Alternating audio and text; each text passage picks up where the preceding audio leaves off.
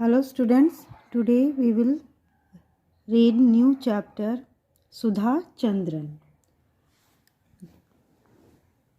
Sudha Chandran is an Indian film and television actress and an accomplished Bharatnatyam dancer. In 1981, she hurt her leg in a road accident near Tiruchirappalli, Tamil Nadu, while coming back from Madras with her parents. Her leg became gangrenous and her parents opted to have it amputated. However, she subsequently became an established Bharatnatyam dancer as well as a famous TV actress. So, let's read about her in this chapter. Imagine a girl whose first love happens to be dancing and who loses her right leg in an accident. एक लड़की, imagine कीजिए एक लड़की जिसका पहला प्यार जो है वो डांसिंग है और जो अपना दायां पैर एक एक्सीडेंट में खो देती है. Does she resign herself to fate? क्या वो भाग्य के भरोसे अपने आप को छोड़ देती है? और does she fight back to become one of the finest dancers ever? यहाँ वो फाइट करती है, सामना करती है एक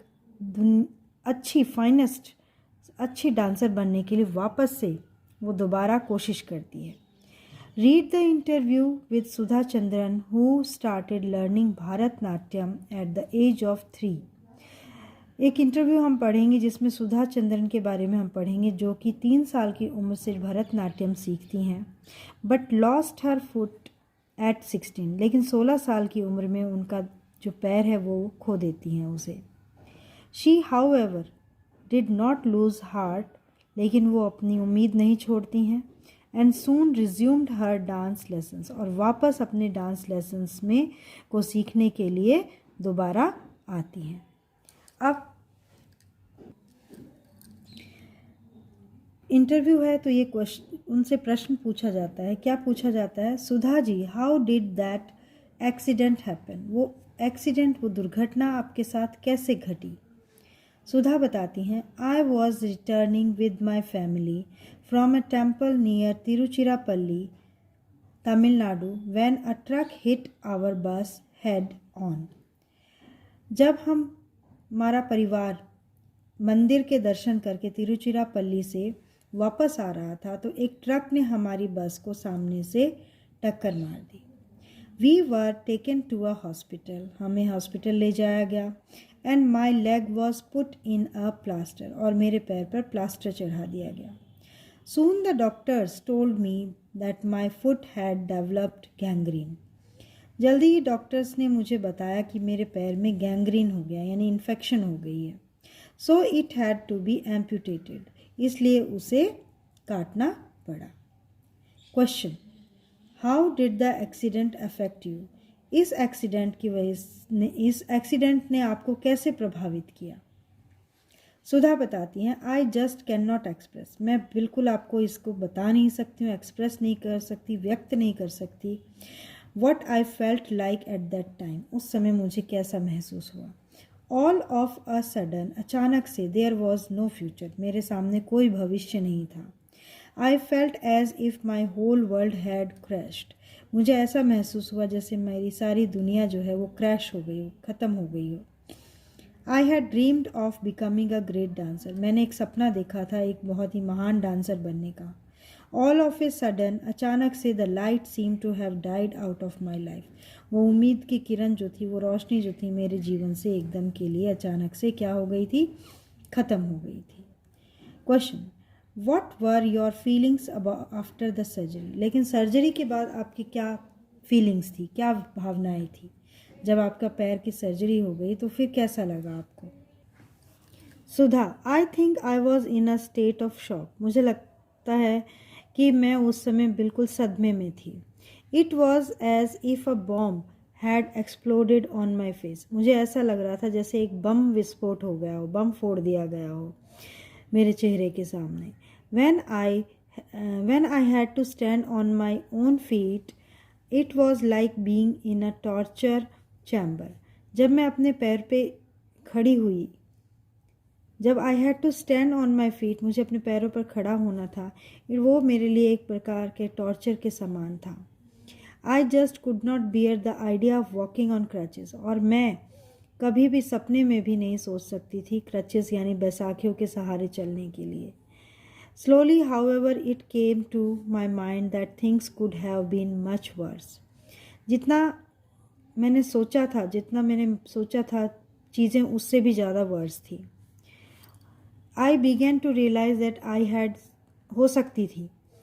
I began to realize that I had strength in me. मैंने ये सोचना शुरू किया, एहसास होना शुरू हुआ मेरे अंदर कि मेरे अंदर अभी भी साहस बाकी है. All I needed to do was to bring it out. सिर्फ मुझे क्या ज़रूरत थी, उसे बाहर लाने की ज़रूरत थी. क्वेश्चन है, did the attitude of the people around change towards you after the accident. क्या आपके आसपास जो लोग थे उनका आपके प्रति जो रवैया था, क्या उसमें एक्सीडेंट के बाद कुछ बदलाव आया था. सुधा बताती हैं, आई वॉज द सेम, मैं वही थी, but people did have difficulty in accepting it. लेकिन लोगों को बहुत ही मुश्किल हो रही थी मुझे इस तरह से एक्सेप्ट करने में. देयर एटीट्यूड हैड चेंज, उनका व्यवहार बदल गया था. They would look at me with pity, वो मुझसे मेरी तरफ दया की दृष्टि से देखते थे. I wanted to show these people that I was the same, मैं उन लोगों को ये दिखाना चाहती थी कि मैं वही लड़की हूँ, सेम हूँ. The only way to do it was to dance again, और मेरे पास सिर्फ इसके लिए एक ही रास्ता था कि मुझे वापस से डांस करना था. One day I remembered having red an article miraculous feet in India today. एक दिन मुझे याद है कि मैंने इंडिया टुडे नाम की मैगज़ीन में मैंने एक आर्टिकल पढ़ा, मिराकुलस फीट, जादुई पैर. The moment I laid my hand on it, I wrote a letter to doctor Sethi who had been honoured with Magsaysay award for having invented the Jaipur foot. उसी समय मैंने पत्र लिखा डॉक्टर सेठी को, जो इनको मैग्सेसे अवार्ड दिया गया था जयपुर फूड की इन्वेंशन के लिए, आविष्कार के लिए.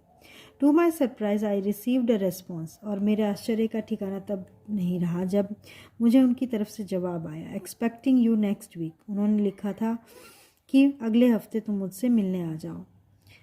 Question, so was the meeting with doctor Sethi a turning point. तो आपकी डॉक्टर सेठी से मुलाकात जो थी वो आपके जीवन का एक टर्निंग पॉइंट थी. टर्निंग पॉइंट यानी जीवन में बिल्कुल अचानक से बदलाव आ गया.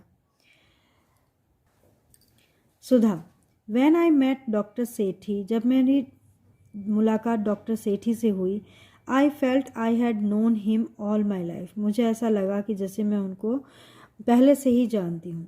His bearing was so noble, उनका व्यवहार इतना भला था, नोबल था.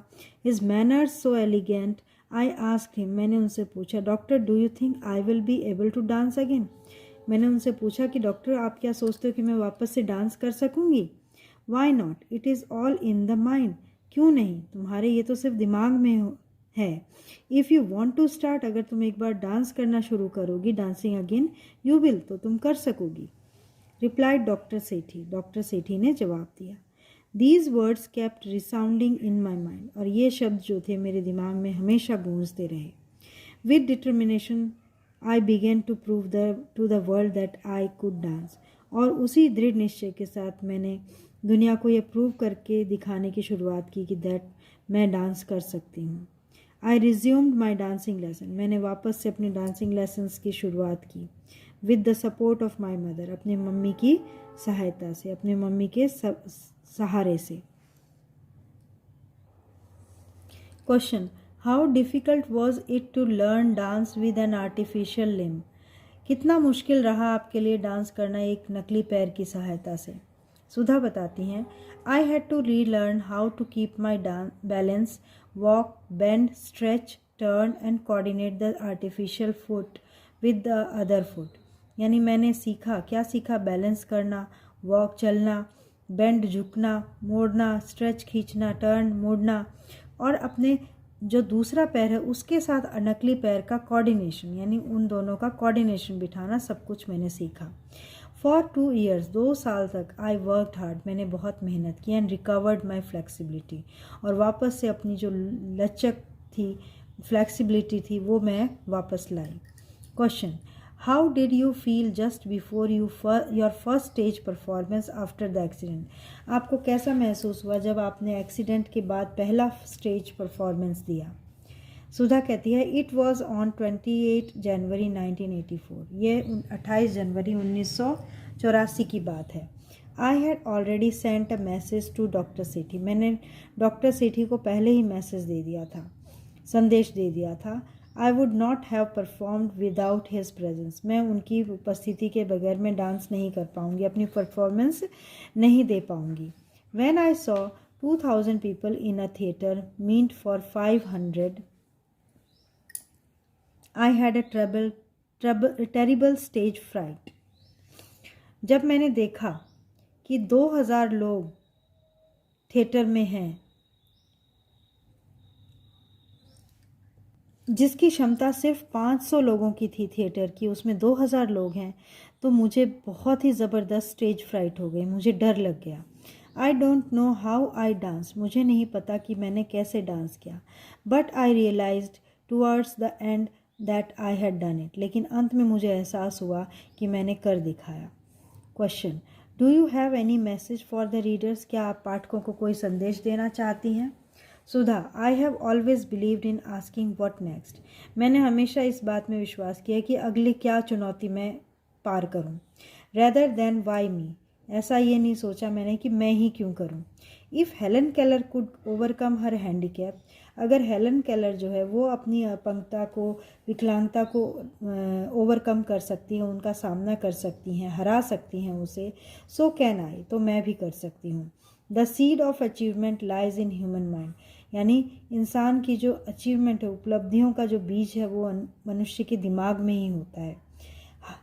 When this realisation comes there is no looking back, और जब यह एहसास इंसान को हो जाए तो वो वापस पीछे मुड़ कर के कभी नहीं देखता है। तो I hope students you all have understood this chapter. Thank you, have a nice day.